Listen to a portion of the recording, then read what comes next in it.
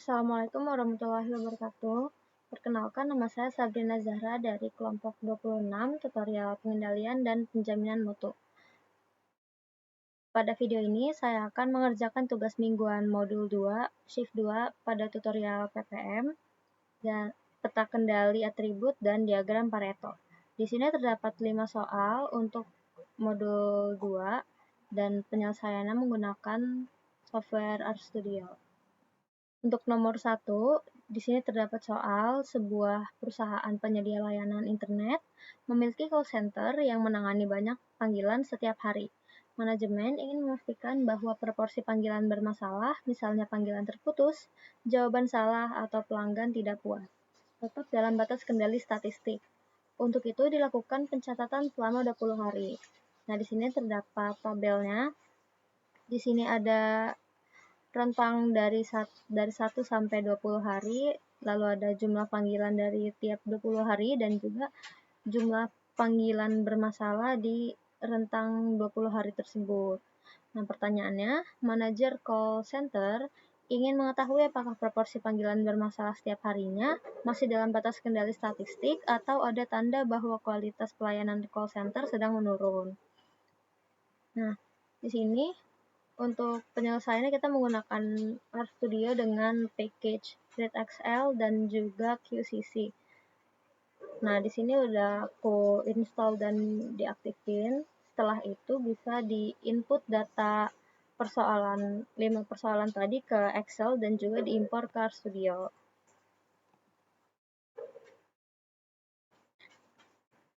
Nah, untuk persoalan nomor 1 ini menggunakan peta kendali P. Di sini dia menggunakan peta kendali P karena sampelnya itu tidak tetap ya. Ada jumlah panggilan yang bermasalah dan juga di setiap hari yang berbeda. Nah, di sini udah ada peta kendali P-nya. Batas bawahnya itu 0,02, terus batas atasnya itu di titik 0,107 dengan number of groups-nya 2, lalu ada standar deviasi 0,2 dan juga center of group-nya 0,06. Jadi di sini tidak terdapat ada garis yang di luar batas kendali. Nah, kalau dilihat dari grafik peta kendali P yang pada nomor 1 ini, rata-ratanya kan itu dia rata-rata panggilan bermasalahnya itu ada di titik 0,065, sorry. Terus dia ini nggak menunjukkan adanya titik yang di luar batas kendali statistik. Jadi kesimpulan untuk nomor 1 ini, proporsi panggilan bermasalah stabil selama 20 hari. Nggak ada indikasi penurunan kualitas yang signifikan secara statistik. Gitu. Untuk nomor 2, sebuah pabrik masker medis melakukan pemeriksaan kualitas setiap hari. Setiap hari diambil satu sampel tetap berukuran 150 unit dari lini produksi dan dihitung jumlah unit cacat. Manajemen ingin memantau apakah jumlah cacat per sampel stabil selama 10 hari. Di sini ada rentang 10 hari dari 150 sampel dan juga jumlah cacat di setiap 10 harinya. Buat persoalan nomor 2 ini menggunakan peta kendali NP bukan P karena variabel N-nya itu tetap, nggak kayak variabel di nomor 1 tadi. Jadi dia menggunakan peta kendali NP. Nah, di soal nomor 2 ini jumlah cacatnya itu sebagai variabelnya, terus ada sampelnya juga, lalu judulnya peta kendali NP untuk jumlah pengamatan dan juga jumlah cacat di setiap variabelnya. Kalau udah di run gini, ini kan udah ada plotnya ya. Terus di sini juga terlihat bahwa tidak ada titik yang merah atau alias outlier dari si persoalan di nomor 2 ini. Nah, di sini ada pengamatan per hari di setiap 10 harinya. Di sini terdapat LCL atau batas bawah sebesar 0,83, lalu ada batas atas di titik 19,16. Jadi di sini ada rata-ratanya itu 10, kuartil tengahnya 11,75. Di sini juga ada jumlah cacat tertinggi yaitu 14. Dari sampelnya sebanyak 150, lalu number of groups-nya 10 alias total hari ke 10. Standar deviasi yang diperoleh itu 3,05 dan juga center of group statistiknya atau rata-ratanya itu ada di 10. Jadi, kesimpulan untuk nomor 2 ini, jumlah cacat per sampel 150 stabil dan tidak ada titik yang di luar batas kendali statistik. Di bagian administrasi sebuah rumah sakit, staf mengetik dan memproses banyak dokumen medis setiap hari. Manajemen ingin memantau jumlah kesalahan pengetikan atau entry data per dokumen, misalnya salah nama pasien, salah nomor rekam medis, atau salah kode diagnosa. Unit inspeksi yang diperiksa sama dengan satu dokumen. Jumlah kesalahan pada satu dokumen dianggap sebagai C-unit untuk C-chart. Jadi di sini ada tabelnya sebanyak 15 dokumen dan juga jumlah kesalahan pada ke-15 dokumen itu. Nah, di soal 3 ini kita menggunakan peta kendali C karena kita ingin mencari jumlah cacat atau unit yang sama juga kayak di soal-soal sebelumnya. Jadi di sini jumlah kesalahannya itu sebagai variabelnya, terus di sini ada judul dari si peta kendali C-nya, lalu Xlab itu sebagai dokumen ke-nya, dan Y-nya itu adalah jumlah kesalahan atau variabelnya.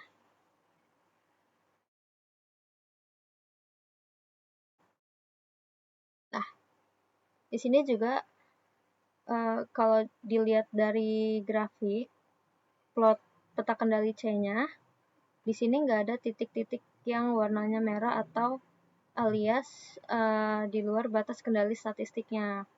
Nah, jadi di sini tuh LCL-nya 0, batas bawahnya. Terus UCL-nya itu 9, UCL atau batas atasnya itu 9,64 dengan median 4, terus rata-ratanya 3,8, terus ada jumlah kesalahan terbanyak paling tingginya itu ada di dokumen ke-12,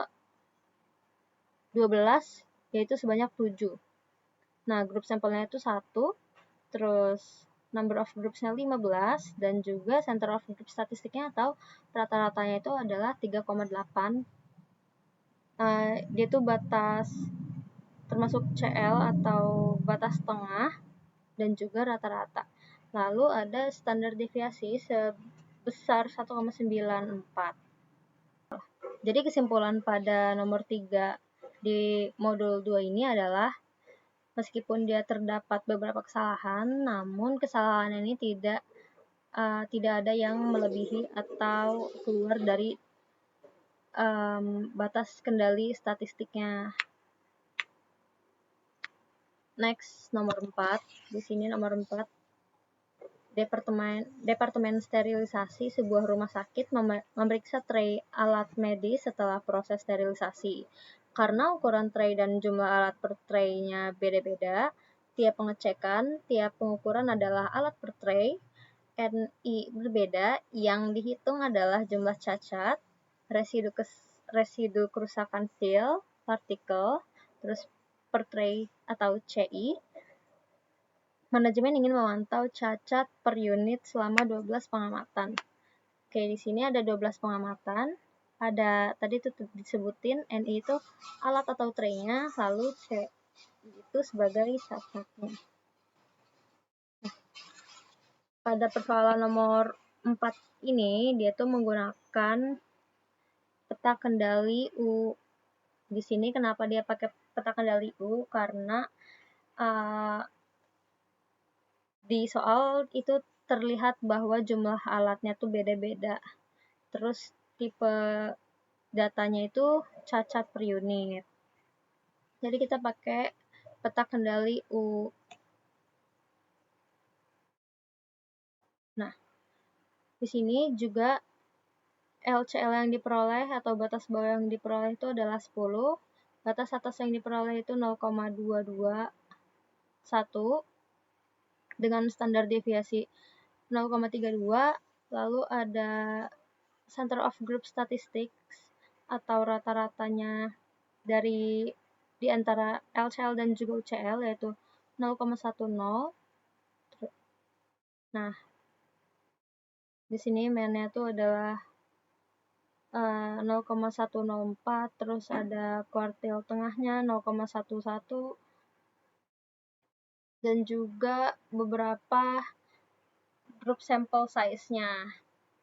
Terus di sini pada plot atau grafik peta kendali U-nya juga tidak terdapat outlier atau batas kendali yang di luar batas kendali statistik. Jadi kesimpulan untuk nomor 4 pada persoalan modul 2 ini adalah tingkat cacat per alat atau tray-nya itu stabil untuk periode 12 hari yang disebutkan.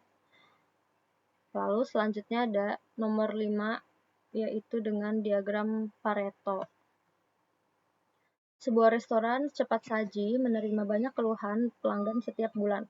Manajemen ingin mengetahui jenis keluhan yang paling dominan supaya bisa fokus pada perbaikan yang memberikan dampak terbesar terhadap kepuasan pelanggan. Nah, di sini tuh ada ke-8 jenis keluhan. Ada pesanan salah sebanyak 65, waktu tunggu terlalu lama, dan seterusnya hingga mencapai total jumlah keluhan sebanyak 233. Pada persoalan nomor 5 ini, dia menggunakan penyelesaian menggunakan diagram Pareto. Nah, dengan jumlah keluhannya ini adalah sebagai variabel dari persoalannya. Nah, ini diagramnya udah jadi, tapi kebetulan dia tuh nggak bisa di zoom gitu. Nah, di sini. Jadi pada diagram Pareto-nya itu udah kelihatan di sini. Kalau di sini tuh ada ke-8 variabel yang tadi sudah disebut. Ya, ke-8 yang tadi sudah disebut beserta jumlah keluhannya. Nah, di sini ada analisis dari Pareto chart-nya. Di sini ada ke-8 variabel yang telah saya sebutkan tadi. Juga ada total dari ke-8 variabel tersebut. Di sini ada frekuensi tiap tiap jumlah keluhan, ada frekuensi kumulatifnya dan juga persentasenya.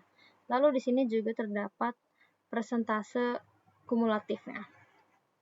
Kesimpulan pada nomor 5 ini adalah dia tuh jika dilihat dari grafik Paretonya, di sini terlihat bahwa pesanan salah dan juga waktu tunggu terlalu lama itu menduduki peringkat 2 teratas dari keluhan tersebut. Jadi dia tuh bisa ditingkatkan untuk fokus perbaikan untuk meningkatkan efektivitas dan mengurangi keluhan tersebut.